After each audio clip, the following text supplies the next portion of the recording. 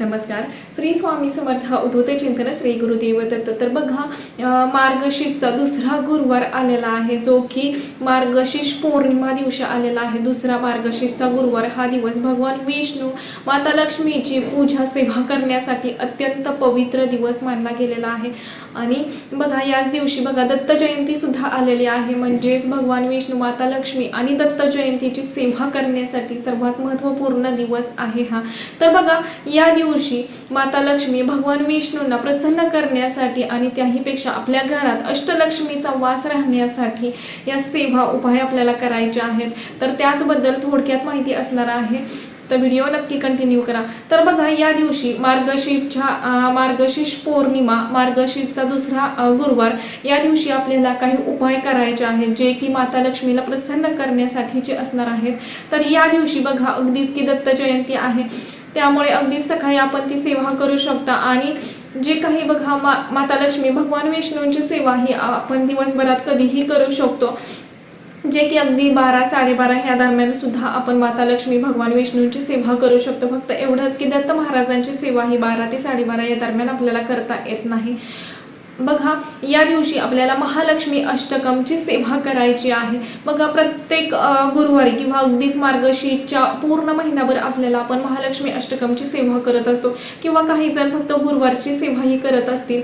पण या दिवशी आपल्याला 11 लवंगांवरती सेवा करायची आहे महालक्ष्मी अष्टकमची, जे की माता लक्ष्मीला लवंगा अतिशय प्रिय आहेत. बघा आपण नवरात्रीमध्ये सुद्धा माता लक्ष्मी आपल्या कुलदेवीला लवंगांचं अर्चन केलेलं होतं, अभिषेक केलेला होता. त्याच पद्धतीनं आपल्याला बघा मार्गशीर्षच्या दुसऱ्या गुरुवारी सुद्धा हा उपाय करायचा आहे.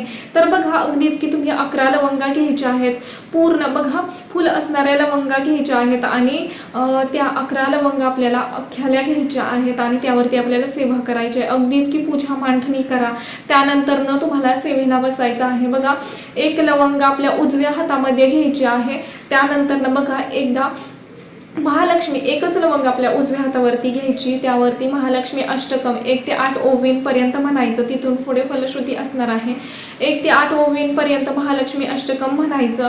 त्यानंतर बघा ती लवंग म्हणून झाली की ती साईडला ठेवायची. त्यानंतर दुसरी लवंग घ्यायची, पुन्हा महालक्ष्मी अष्टकम म्हणायचं 1 ते 8 ओवींपर्यंत, पुन्हा ती बाजूला ठेवायची. तिसरी घ्यायची. असे पूर्ण 11 लवंग आपल्याला एक एक करून एकदा महालक्ष्मी अष्टकम म्हणायचं आहे आणि त्या लवंगा माता लक्ष्मी समोर ठेवायच्या आहेत. बघा जो फूल असतं तर ते आपल्याकडं आणि मागचा देठ असतो तर ती माता लक्ष्मीकडं आपल्याला त्या पद्धतीनं ठेवायचं आहे. 11 लवंगावरती 11 वेळेस महालक्ष्मी अष्टकम म्हणायचं आहे. शेवटी तुम्ही फलश्रुती म्हणू शकता.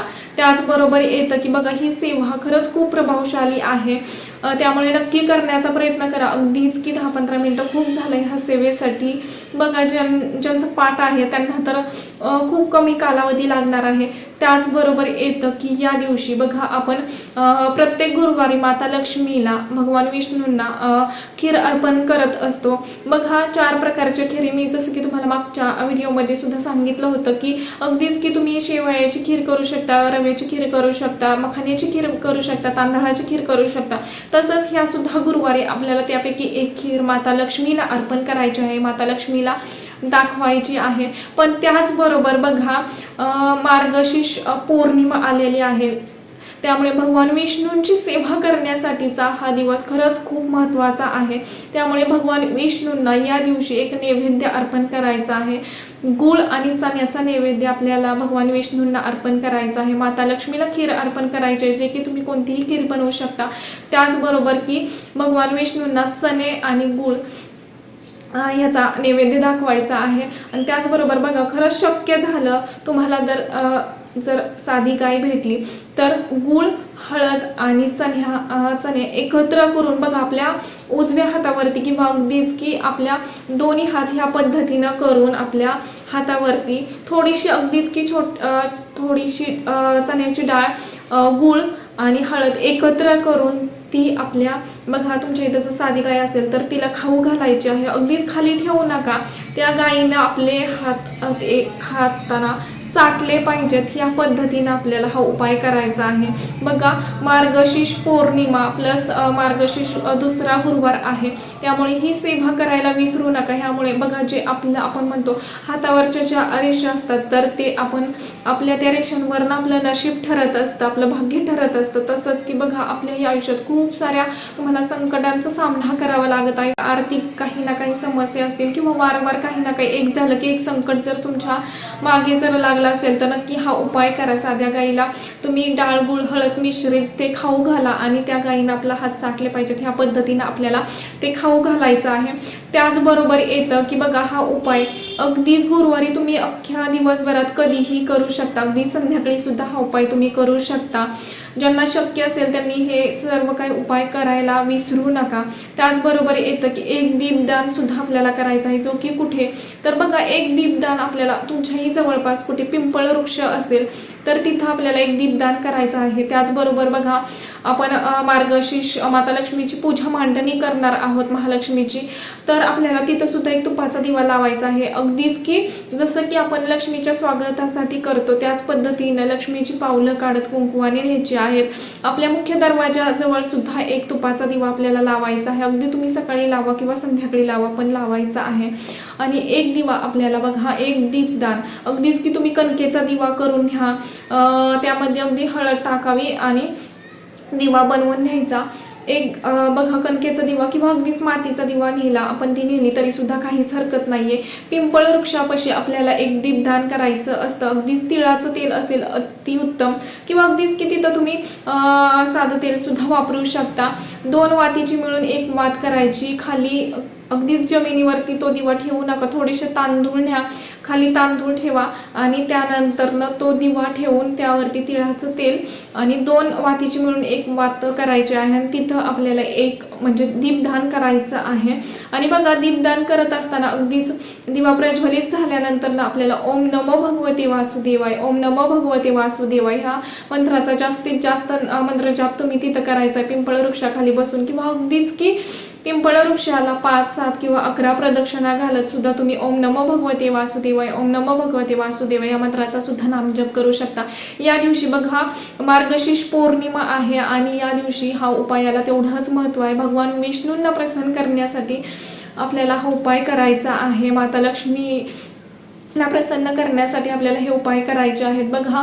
आणि फक्त पैसा म्हणजेच लक्ष्मी नाही, अष्टलक्ष्मीचा आपल्या घरात वास होण्यासाठी आपल्याला हे सर्व काही उपाय करायचे असतात। अगदीच की बघा, पैसा म्हणजेच लक्ष्मी नाही, धन म्हणजे लक्ष्मी, धान्य म्हणजे लक्ष्मी, ऐश्वर्य म्हणजे लक्ष्मी, वैभव म्हणजे लक्ष्मी, आरोग्य म्हणजे लक्ष्मी।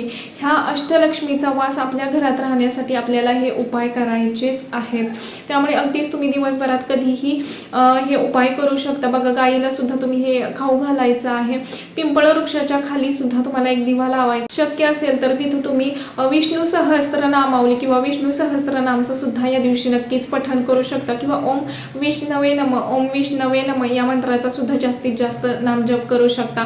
तर हे उपाय आहेत, तर ते तुम्ही नक्की करायचे आहेत। आणि त्यानंतर बघा, जे 11 लवंगा आपण माता लक्ष्मीला अर्पण केलेल्या आहेत तर त्या लवंगा घरातील सर्वांनी प्रसाद म्हणून ग्रहण करायचा आहे। अगदीच की कोणी नाहीत खाल्ल्या तर बघा, एका कापडामध्ये आपल्याला गुंडाळून ठेवायचे आहेत। मग तुम्ही ते तिजोरीमध्ये ठेवा किंवा देवघरात जरी ठेवले तरी सुद्धा काही हरकत नाही। पूर्ण मार्गशीर्ष महिना होतोपर्यंत तुम्हाला त्या लवंग रोज देवपूजा करताना काढायच्या, धूपदीप दाखवायचं, ओम श्री महालक्ष्मी नमः, ओम श्री महालक्ष्मी नमः ह्या मंत्राचा मंत्रजाप करत तुम्हाला धूपदीप दाखवून घ्यायचा आहे। अगदीच तुम्ही त्या लवंगा पुन्हा ठेवू शकता। अगदीच की बघा, जेव्हा पौर्णिमा असते किंवा अगदीच की कालाष्टमी असू देत, दुर्गाष्टमी असू देत, ह्या दिवशी तुम्ही नक्कीच त्यावरती पुन्हा पुन्हा सेवा करू शकता। बघा, अगदीच की नाही कोणी ग्रहण केल्या, खाल्ल्या नाहीत प्रसाद म्हणून तरी सुद्धा अगदीच की कोणाला आवडतात कोणाला नाहीत आवडत, त्यामुळे जरी नाही कोणी खाल्ल्या तरी सुद्धा त्या तुम्ही पुन्हा पुन्हा त्यावरती सेवा करून ठेवू शकता। अगदीच लवंग खराब होत नाहीत, फक्त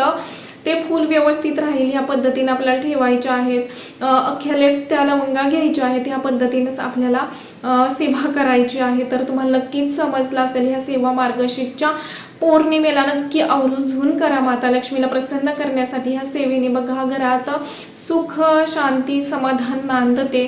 त्यामुळे ह्या सेवा करायला विसरू नका. आतापुरतं एवढंच. झालेली सेवा मी महाराजांच्या रुजू करते. व्हिडिओ आवडला असेल तर नक्कीच लाईक करा, शेअर करा आणि चॅनेलवरती नवीन असाल तर असंच नवनवीन व्हिडिओ पाहण्यासाठी चॅनेलला सबस्क्राईब करा. धन्यवाद. श्री स्वामी समर्थ.